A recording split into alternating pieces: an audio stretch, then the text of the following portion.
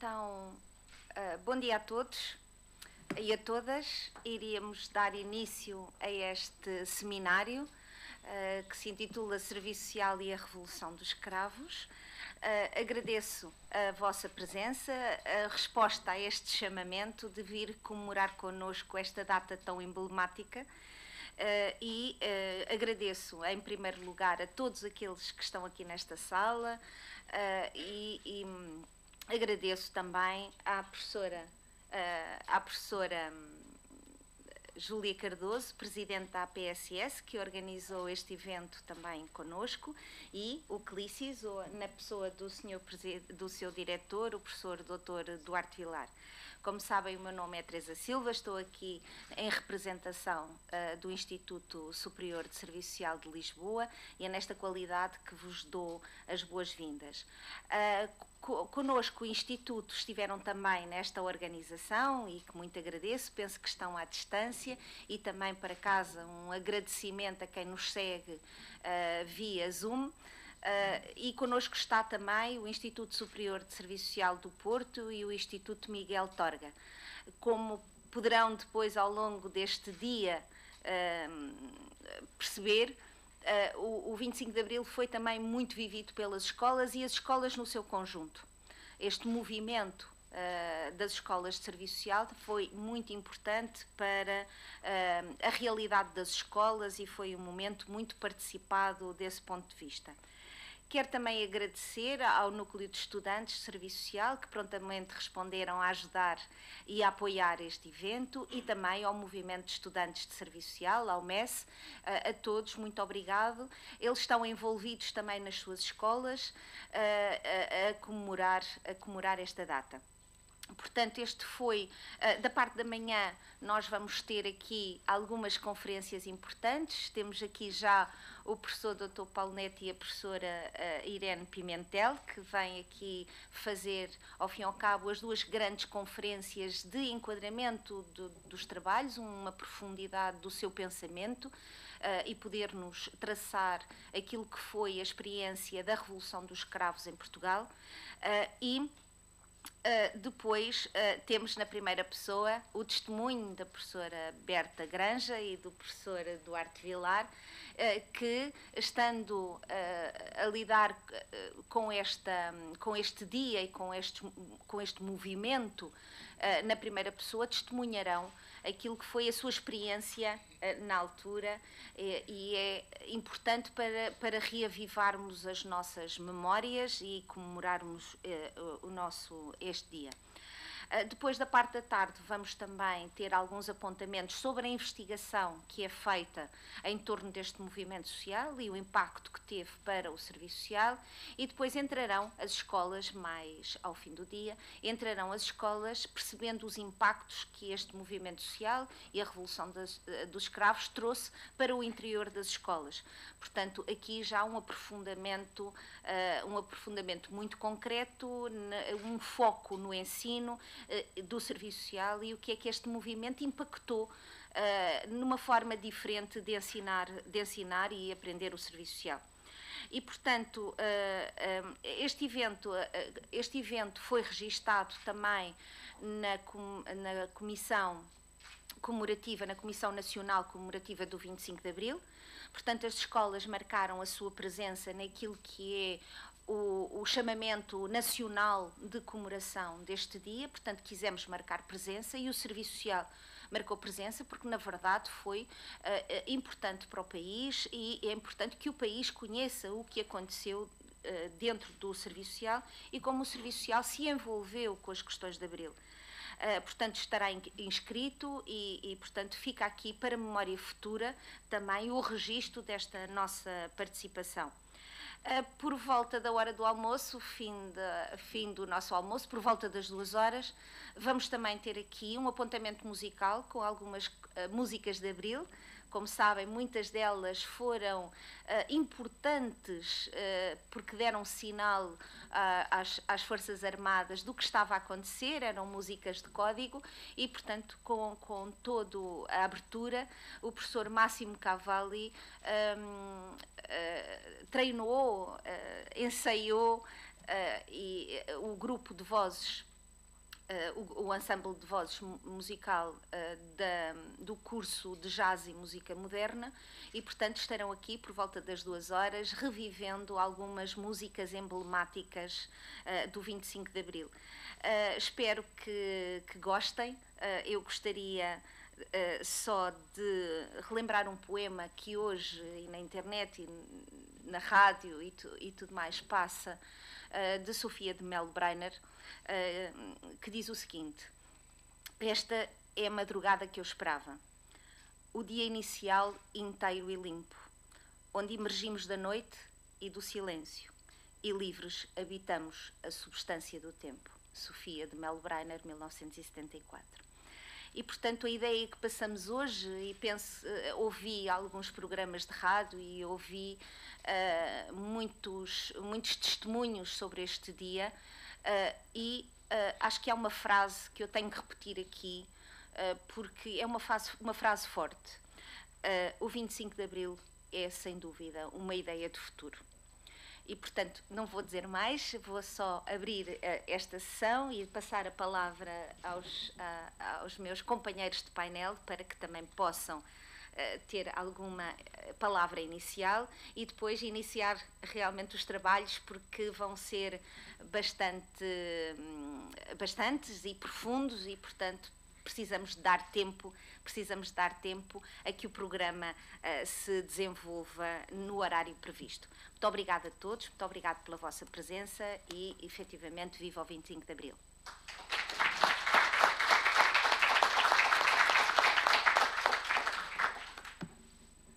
Sou eu? Sim.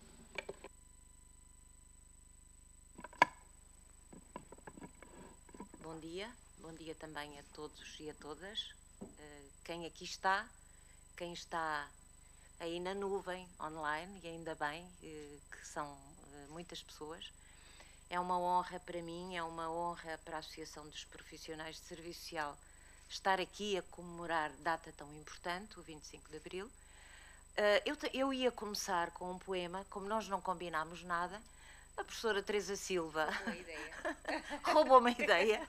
Portanto, eu trazia também a Sofia de Melo Breiner, mas vou terminar com um outro, porque há sempre, nós procuramos sempre ter uma alternativa, e eu tinha aqui 2 poemas para 2 momentos diferentes, portanto eu já não vou repetir a Sofia, mas trago depois um do Miguel Torga, que também nos faz pensar, sobretudo, naquilo que é a relação com o que foi o serviço social durante muitos anos, durante aquele tempo de obscuridade. Na verdade, todos nós sabemos, quem está na área do serviço social e quem estuda o serviço social em Portugal, que a primeira escola é de 1935, o primeiro decreto regulamentar é de para regular a formação e a própria orientação da profissão é de 1939, mas o que nós sabemos, de facto, é que a escola e a necessidade de formar assistentes sociais tinha um objetivo muito particular, que era o de manter aquele ideal tripartido do Estado Novo, o Deus, Pátria e Família. Eu diria que nós tínhamos que assumir os valores religiosos, orientando-os para aquilo que era o trabalho com as famílias. E um trabalho muito no sentido de não contestar a ordem vigente e, sobretudo, um trabalho muito no sentido de trabalhar com os indivíduos, mas, sobretudo, no ambiente familiar, para que melhor se adaptassem ao regime. E, portanto,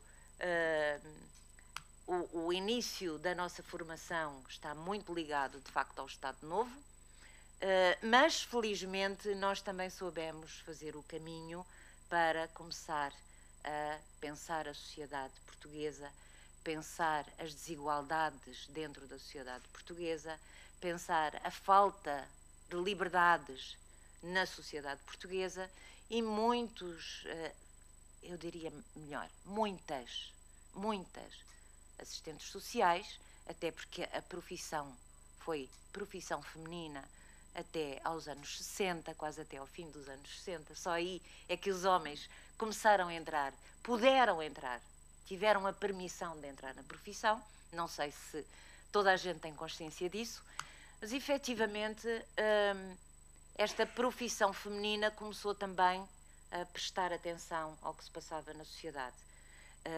E graças, obviamente, àquilo que foram professores que nós tivemos, alguns muito ligados ao regime, mas outros que também já nos propunham ideias alternativas e orientações alternativas, não só ao nível de pensar a sociedade, de ter pensamento crítico acerca da sociedade, mas também alternativas à forma de agir da profissão. Provavelmente um marco importante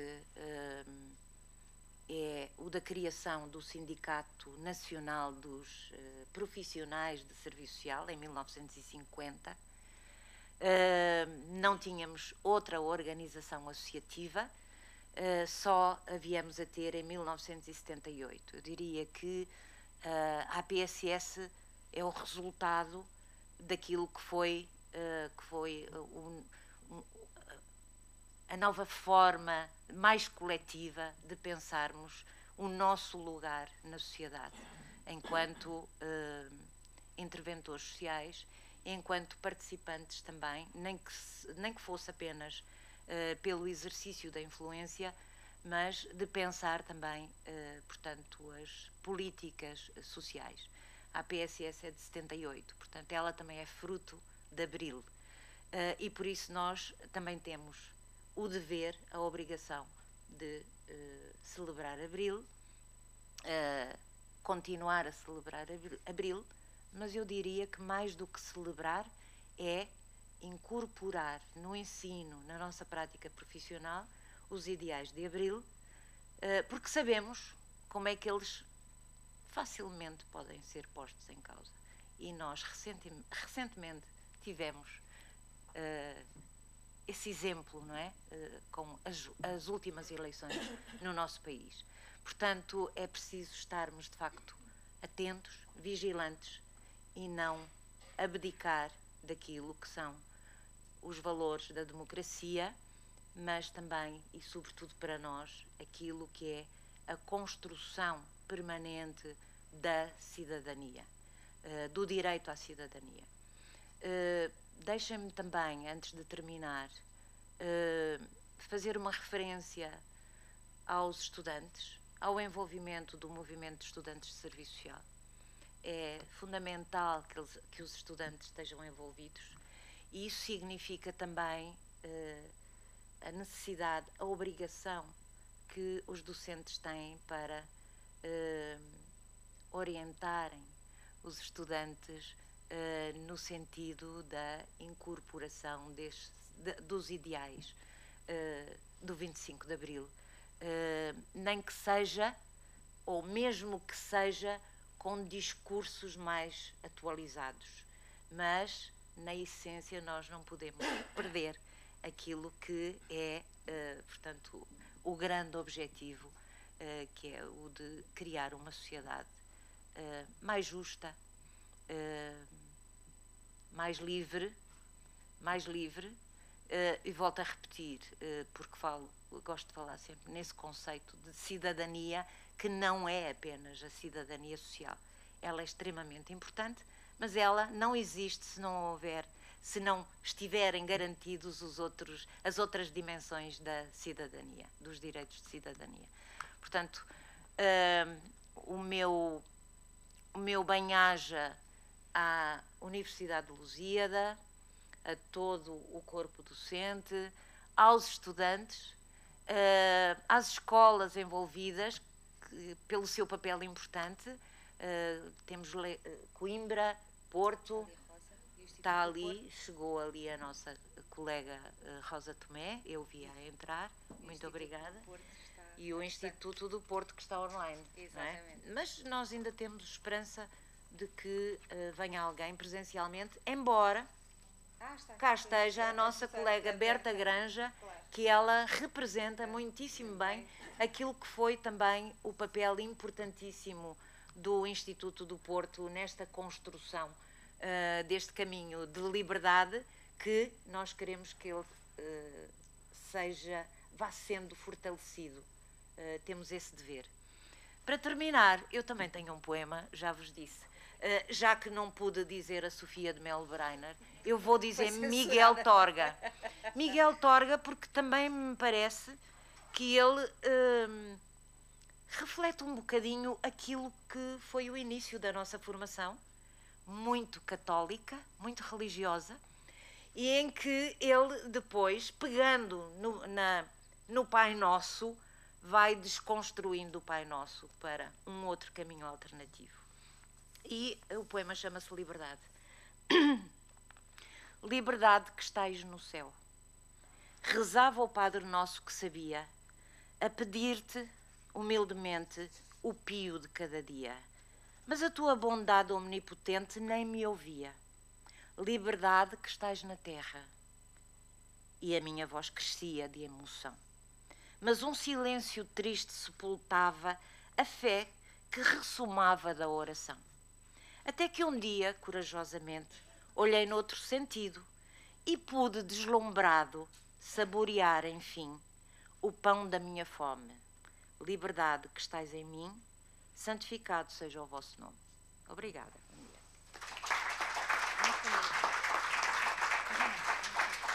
Ainda bem que eu trouxe 2, 3. Então passava a palavra ao senhor diretor do CLICIS, o professor doutor Duarte Vilar, que apoiou também esta iniciativa e está aqui para marcar a sua presença e testemunho. Muito obrigado, o testemunho fica para mais tarde. Agora, só umas palavras em nome do CLICIS e da direção do CLICIS, para dizer que tenho muita honra como diretor do CLICIS e muita alegria em estar aqui hoje, portanto, comemorando também, ou integrando, portanto, as comemorações do 25 de abril de 1974. Queria-vos dizer que um centro de investigação como o CLICIS não podia existir antes de 1974. Ou se existisse, ou era algo meio clandestino, ou então teria, portanto, as suas atividades fortissimamente limitadas, quer em termos de investigação, de recolha de dados, quer em termos da divulgação dos resultados, que seria ainda pior para o regime. E, portanto, as ciências sociais, é assim, algumas ciências sociais tiveram expoentes ainda antes do 25 de Abril, vou referir 2, Jorge Dias, por exemplo, no campo da antropologia e da etnologia, ou, por exemplo, José Matoso no campo da história, mas, de facto, a área de estudar a contemporaneidade, não é? Era uma área que estava muito limitada. Nós temos também um nome de referência, por exemplo, na área da ciência, da sociologia, o Adérito Cedas Nunes, que ficou famoso, portanto, por um estudo que fez com estudantes universitários ainda na década de 60, mas e que depois fundou o que é hoje, portanto, o ISCTE, o que é hoje o ISCTE, mas de facto era impossível num regime de ditadura, de cerceamento da liberdade, quer investigar, portanto, investigava-se, porque assim estudos quantitativos com amostras muito grandes seria claramente difícil, mas obviamente estudos de caso, entrevistas, estudos com pequenos grupos, estudar a realidade, e isso o Serviço Social fazia. Agora, de facto, penso eu que o maior problema estaria na divulgação dos resultados. E muito mais, digamos, na utilização dos resultados para resolver os problemas sociais que se punham na altura. Isso não seria possível e, portanto, havia de facto um ambiente hostil à investigação, digamos, da sociedade portuguesa na altura. Vocês imaginem o que era, por exemplo, fazer um estudo sobre, portanto, as percepções dos jovens de 20, 21 anos que participavam na guerra colonial ou que iam participar na guerra colonial. É uma coisa impossível, absolutamente impossível. Quem quisesse fazer isso sujeitava-se, portanto, de facto, se fosse professor, a ser expulso da academia, não é? Como muitos foram. Aliás, quer dizer, participar em atividades de oposição ao regime era um passaporte, portanto, para expulsão da academia. Aconteceu isso com um professor do nosso instituto, Francisco Pereira de Moura, por exemplo, que no seguimento da vigília da Capela do Rato foi expulso da academia. Ele que era, portanto, um professor e uma referência no estudo da economia portuguesa antes do 25 de Abril. E, portanto, de facto, havia um clima e uma repressão implacável que impediria, de certeza, portanto, uma coisa como um centro de investigação em serviço social e intervenção social. Só o nome de intervenção social podia ser um bocadinho complicado, não é? E então,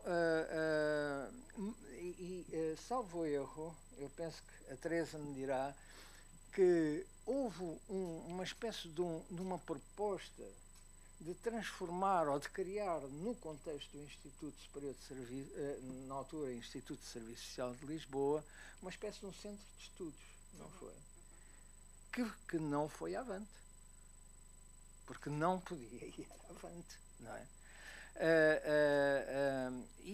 Digamos, a proposta até vinha de gente, penso eu, ligada ao regime. Mas conseguiu-se concretizar alguma coisa? Mas de facto, só para vos dizer que a liberdade também é essencial à investigação, é essencial, portanto, para nós podermos livremente escolher as questões que queremos investigar e podermos investigar qualquer que elas sejam, só limitadas, digamos, pela ética da investigação. Por outro lado, também, a questão de podermos chegar às pessoas, fazer os estudos com as dimensões que acharmos, portanto, que são adequadas e, sobretudo, divulgar livremente, portanto, os resultados da investigação científica. Portanto, e como vocês disseram poesias, eu não tinha nenhuma poesia preparada e pus-me aqui a ver, portanto, se havia alguma quadra. E o que me apeteceu foi dizer, portanto, um refrão, uma parte de uma canção do Sérgio Godinho que diz: aprenda a nadar, companheiro, aprenda a nadar, companheiro, que a maré se vai levantar. Que a maré se vai levantar, porque a liberdade está a passar por aqui.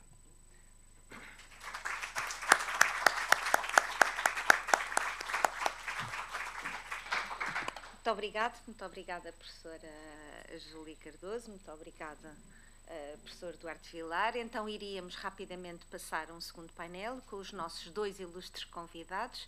A professora Júlia Cardoso irá moderar e vamos então ouvir a sábia intervenção do professor Paulo Neto, a quem muito agradeço de estar a comemorar o 25 de Abril connosco, é uma honra, e à professora Irene Pimentel de estar connosco, para além do que vai dizer, a sua presença marca aqui um momento fundamental na história do Instituto. Saibamos nós reservar essa memória. Agradeço a ambos e então vamos rapidamente ouvir-vos. Muito obrigada.